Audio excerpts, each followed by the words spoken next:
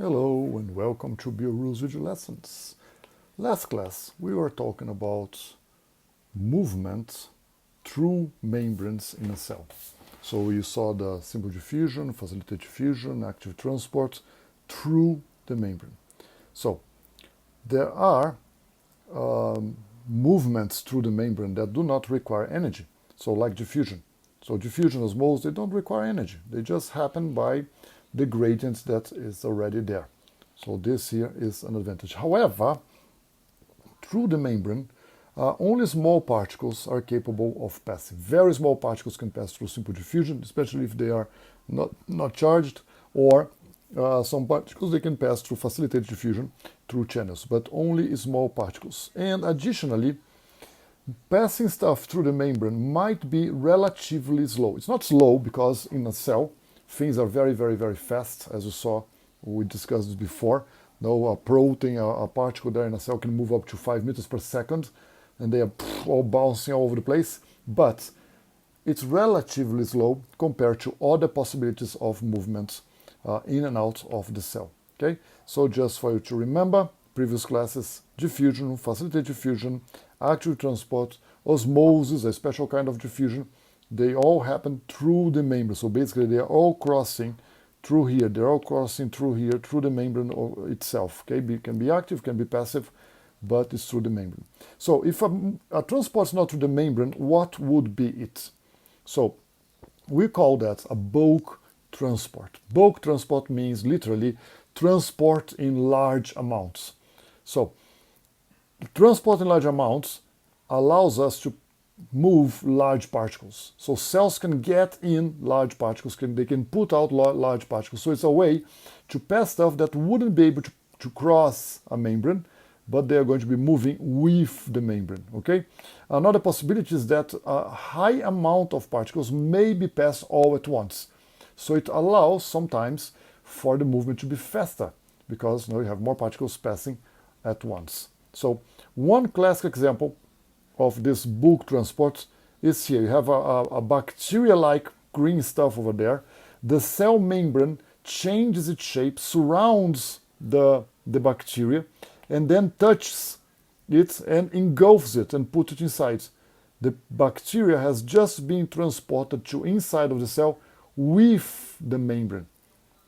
A vesicle was made from the cell membrane, and now we have a vesicle inside. So this here is what we are going to be dealing with today, which is the bulk transport. There are two directions that bulk transport can happen. It can happen to inside of the cell, which we will call endocytosis. Endo, inside, like endoscopy, looking inside of you. So endocytosis is what we just saw a little bit before. The cell membrane changes its shape. They bend, they go around the object that's going to be taken in. The membranes, they touch, and where they touch, they fuse. Remember that membranes are fusible, so they will fuse over here, and where they fuse over here, they are going to be making a new little membrane inside and another one that stay outside. So basically, membranes that touch, they fuse, they create an outer membrane and an inner membrane. So that's what we're going to be having after a while, because we have the membrane that was inside here, this part here, which is part of the membrane touched, and now we have that membrane over here. And that part of the membrane that went here and here, now they're going to be here and here, so they make the membrane outside. This here is the process of endocytosis. It finishes when the membranes, the vesicle and the cell membrane separate, now forming this vesicle around the material. Okay. Of course, this process will require energy because membranes have to change shape. That requires energy to move chemicals to the membrane, like cholesterol, to change the fluidity. That will change the skeleton of the cell. That will change proteins that move stuff inside. All of this requires energy to happen. Okay. This transport can go the other way around, so it can go to outside, and outside we call it exo. So exocytosis is moving stuff to outside of the cell.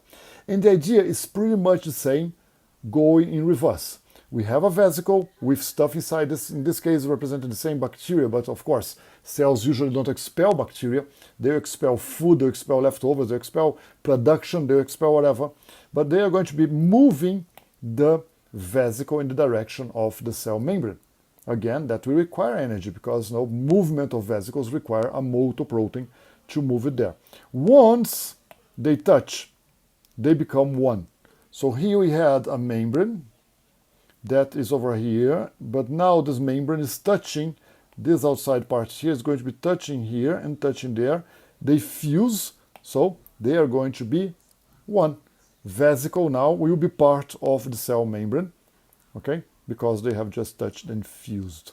And what we have there is that we had here, this here was the vesicle, here we had the cell membrane, and now everything is a cell membrane. The vesicle became part of the cell membrane, and the content of the vesicle has just been exocyted, was put outside, moved outside of the cell, so they throw the material outside of the cell. So this is exocytosis. Okay, again, this process will require energy because to change the shape of the membrane, to move vesicles, all that require energy to happen. And it's interesting that this can go against concentration gradient, this can go in favor of the concentration gradient. If you are paying for it, if you are putting money on it, you move the direction you want. So in this case, it can go against, so it is an active transport, but sometimes it also happens in favor. If you want to move a lot of stuff together in the direction of the concentration gradient, you can move by exocytosis or endocytosis, whatever you want. Okay, as soon as you pay the price, you pay the energy.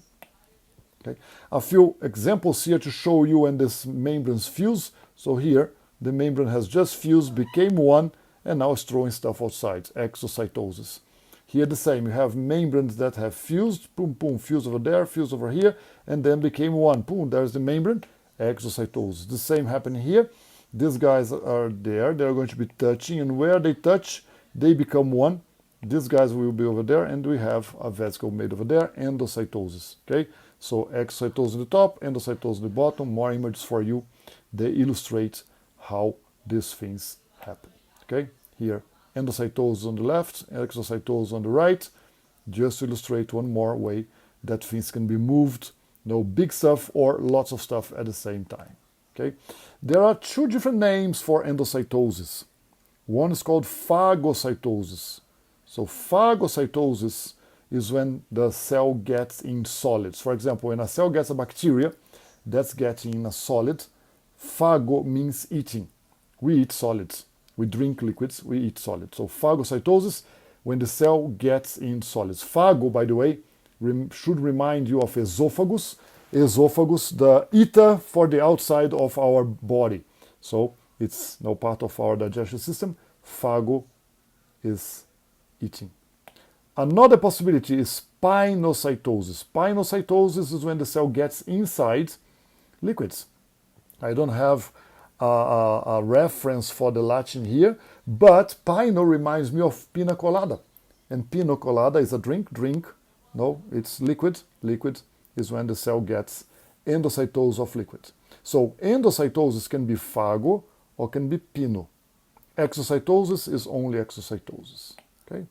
So, I strongly advise you to take a look again in this video, the inner life of a cell. If you Google this in YouTube, you're going to find this video. There's a long version, the short version doesn't matter. Watch it again so you can see vesicles moving around, and there is a movement of stuff in the end of the video for you to understand the process of bulk movements with the membrane in the end. Okay? I hope you had fun. Now take your time to do the quiz and answer a few questions to make sure that you quite understood everything that we saw in here. See you in the next video. Bye bye.